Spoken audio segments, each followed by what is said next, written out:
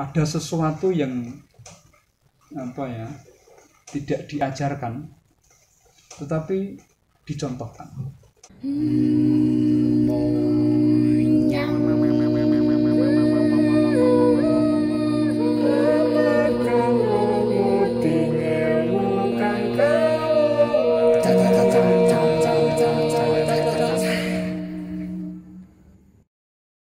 Tantangannya sendiri di karawitan anak gimana?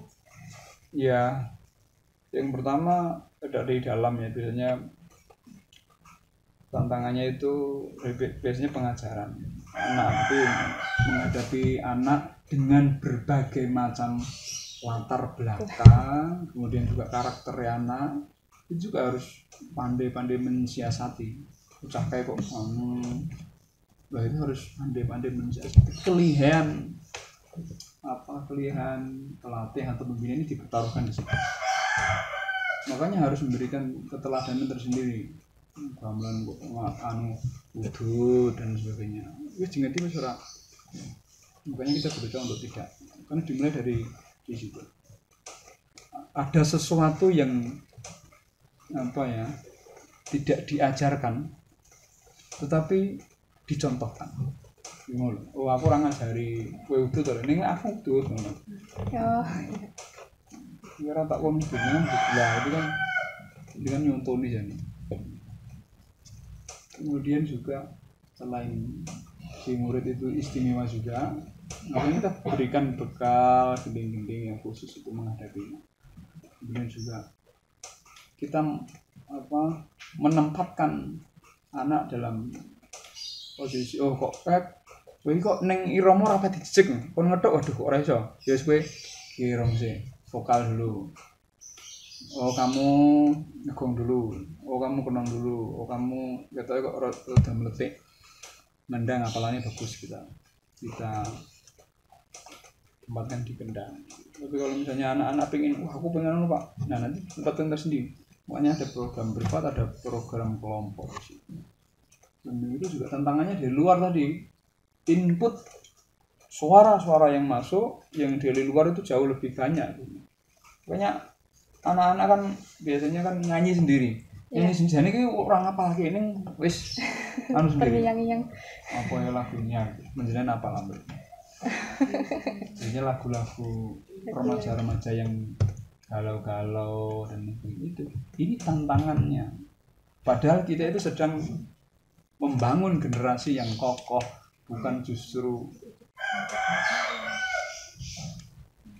yang memberikan nutrisi sing loyo patah hati. Iya, patah hati apa.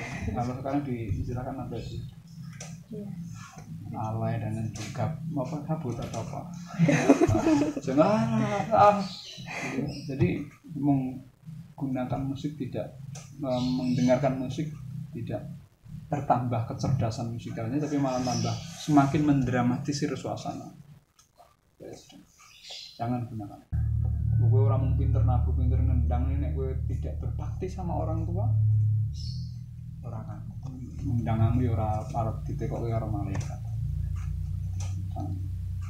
Itu pengajarannya di situ. Jadi tidak cuma ngajari nendang, terampil, midi lengo, wah terkenal, beli sampai di syuting. Tapi kalau akhlaknya tidak bagus, minum dengan tangan kiri, ini kan beda kan? Minum tangan kanan kan beda loh. Kembali lagi kita keteladannya siapa dulu? Pelatih itu menentukan warna anak didiknya. Semangan karo madok, wah. Nah kita singgung, beri lenggah sing apik. Di situ banyak kesempatan. Ini ada pertanyaan umum yang masuk ke sosmednya PKD. Itu harapannya Mas Inggih untuk para pemula biar enggak aku urung pati iso, aku tadi terus kayak minder gitu, enggak mau belajar lagi. Nah kayak gitu kan ya gimana, sayang banget ya Mas. Itu bagaimana harapannya, terus pesannya juga. Kemustahilan itu berjenjang sebetulnya. Maka jangan katakan sulit dulu. Nek mau nyawang tok ya ora bakal iso. Tapi harus dilakoni. Maka ilmu itu kelakoni kanthi laku, harus jalani dulu, dipraktekkan dulu, nanti lama-lama kan kemustahilan itu berjenjang dengan kesungguhan, dengan semangat kita untuk melampaui kesulitan itu. Kalau kesulitan itu bisa dilampaui side, pokok side, niat tiap pagi side, itu lama-lama kan bisa. Apalagi ini adalah warisan dari nenek moyang kita, yang memang ini sudah terpikirkan, sudah terumuskan. Nek gamelan iki Vendro ini, nek belok ini, tangga nadanya sekian. Ini adalah identitas kita. Ya bolehlah kita belajar dari kesenian yang lain, karat dan lain sebagainya. Tapi jangan lupakan jati diri kita sebagai insan Jawa, orang Indonesia terutama. Pelajari. Siapa lagi kalau bukan kita yang kita nggak malu. Saya punya teman juga dari luar negeri yang mereka justru tekun belajar. Jane iki wong ora duwe potensi, tidak punya potensi karitan, wong methuke ra jejeg. Tapi karena kesungguhannya, ketekunannya di situ. Akhirnya ya lama-lama bisa. Ada yang dari Meksiko itu 7 tahun dia belajar karitan. 7 tahun baru bisa, tapi semangatnya luar biasa. Nah, karawitan itu kita harapkan bisa menumbuhkan semangat perjuangan ini, melampaui kemustahilan. Sulit Pak, enggak, kita harus bisa. Itu juga semangat pantang menyerah, alah munafik itu bisa dipelajari. Kalau bisa. Di samping itu juga selain dipelajari juga memperhalus di kita. Sasarannya kan tidak olahraga ben metekol ben kuat dan lari kecepatan dan tidak itu, tapi juga olah rasa. Intinya targetnya kepekaan tadi, ya kepekaan. Jadi ngerti kelebating kahanan, dia tahu situasi bagaimana ketika dia belajar di sini, kemudian ternyata belajar karawitan merasakan efeknya. Mungkin orang tua ngerti lho omahe kok ya ora burung diresi ibu. Anake tak mempunyai inisiatif ngresiki. Peka isa-isa. Syukur diumbahi. Itu memberikan tersendiri. Jadi celas itu nek orang iya anakku. Iya sesuk tak tambahi sange. Jadi tidak harus pakai bahasa verbal.